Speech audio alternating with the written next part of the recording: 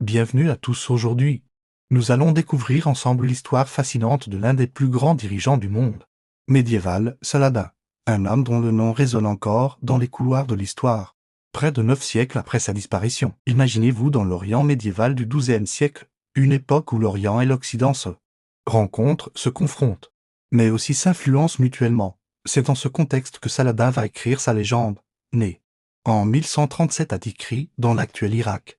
Saladin n'était pas destiné à devenir le grand sultan que nous connaissons. Pourtant, son destin allait le mener au sommet du pouvoir en Égypte et en Syrie, créant l'une des dynasties les plus importantes du monde musulman, les Ayyoubides, ce qui rend Saladin vraiment exceptionnel. C'est sa capacité à unifier les territoires musulmans sous une même bannière, à une époque où les divisions étaient nombreuses. Il a su rassembler les forces musulmanes pour faire face au royaume croisé. Mais attention!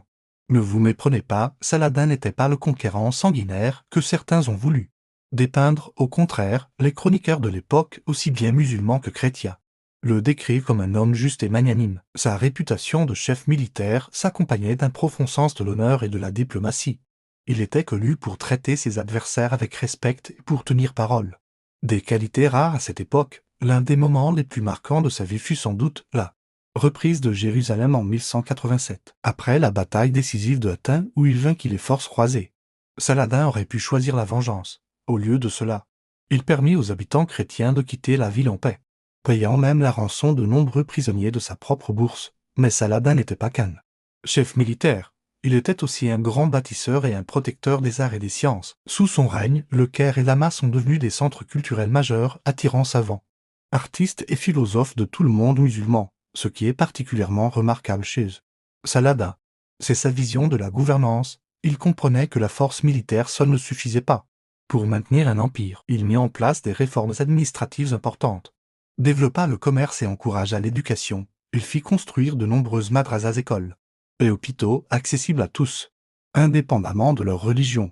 Saviez-vous que même Richard Cœur de Lion, son plus grand adversaire durant la Troisième Croisade, finit par développer un profond respect pour lui? Les deux hommes, bien qu'ennemis sur le champ de bataille, échangeaient des cadeaux et des médecins personnels lorsque l'un d'eux tombait malade. La mort de Saladin en 1100 à Damas marqua la fin d'une époque, selon les récits historiques. Il mourut paisiblement après avoir distribué la quasi-totalité de sa fortune aux pauvres. On raconte qu'il ne restait dans son trésor que 47 pièces d'argent et une pièce d'or. L'héritage de Saladin perdure jusqu'à nos jours. Son nom est synonyme de justice, de courage et de sagesse dans tout le Moyen-Orient. Il nous rappelle qu'il est possible d'être à la fois un chef puissant et un homme juste, un guerrier et un protecteur de la culture. Cette histoire nous montre que même dans les périodes les plus troublées de l'histoire, il est possible de gouverner avec sagesse et humanité. Saladin nous enseigne que la vraie grandeur ne réside pas seulement dans les victoires militaires, mais aussi dans la façon dont nous traitons nos semblables, qu'ils soient amis ou ennemis. Si vous avez apprécié cette plongée dans l'histoire de ce personnage fascinant, n'hésitez pas à laisser un pouce bleu et à vous abonner à la chaîne pour découvrir d'autres récits historiques passionnants.